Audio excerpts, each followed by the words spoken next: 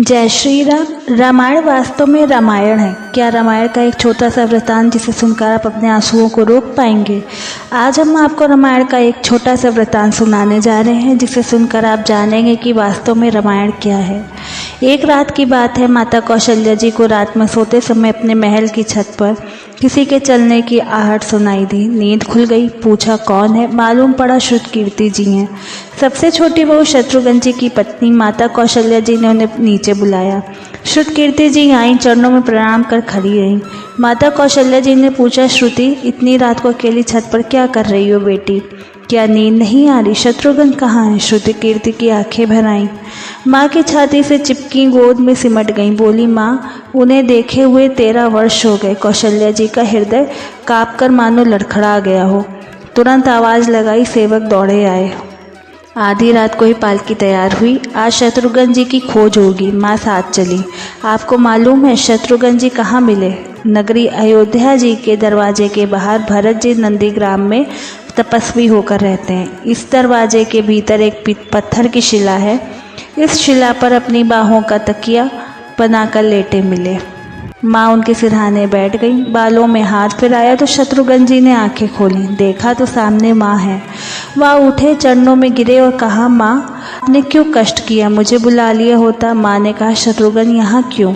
शत्रुघ्न जी की रुलाई फूट पड़ी। बोले, माँ भैया राम जी पिताजी की आज्ञा से वन चले गए। भैया लक्ष्मण जी उनके पीछे चले गए। भैया भरत जी भी नंदीग्राम में हैं।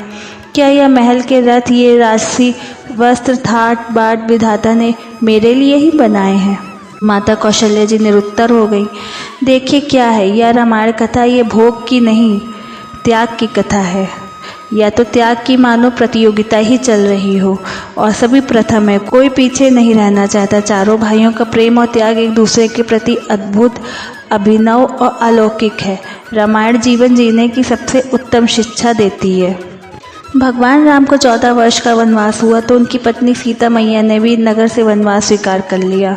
परंतु बचपन से ही बड़े भाई की सेवा में रहने वाले लक्ष्मण जी कैसे राम जी से दूर हो जाते? इसलिए अपनी माता सुमित्रा से तो उन्होंने वन जाने की आज्ञा ले ली थी।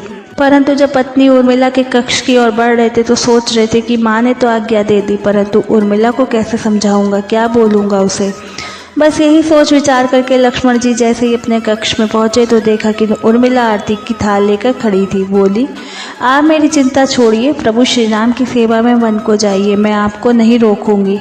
मेरे कारण आपकी सेवा में कोई बाधा ना आए, इसलिए साथ जाने की जिद भी नहीं करूंगी। लक्ष्मण जी के कहने में संकोच हो रहा था, परंतु उनके कुछ कहने से पहले ही उर्मिला जी ने उन्हें संकोच से बाहर निकाल दिया।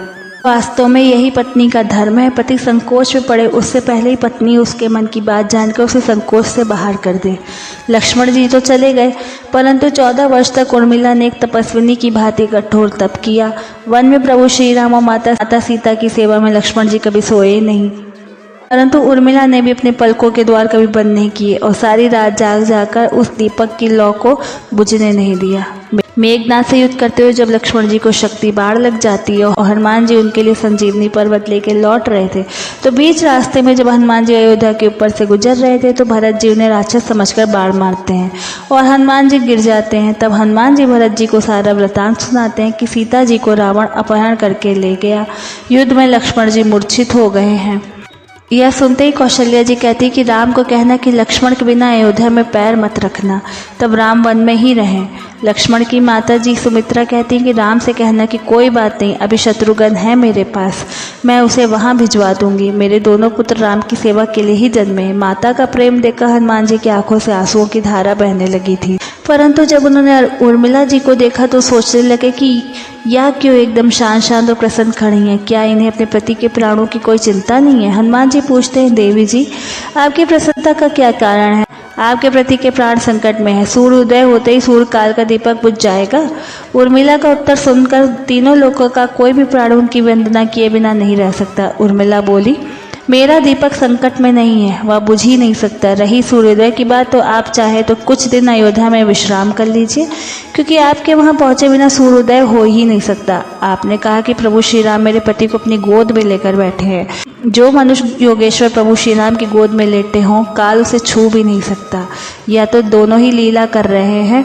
मेरे पति जब से बन गए हैं तब से सोए नहीं हैं। उन्होंने ना सोने का प्रण लिया है, इसलिए वह थोड़ी देर विश्राम कर रहे हैं, और जब भगवान की गोद मिल गई है तो थोड़ा विश्राम ज़्यादा हो गया। वह अभी उठ जाएंगे, और शक्ति मेरे पति को तो लग ही नहीं सकती, शक्ति तो प्रभु श्री राम जी को लगी है। मेरे पति की श्वास में राम है, हर धड़कन में राम है, उनके रोम रोम में राम है, उनके खून की बूंद बूंद में राम है।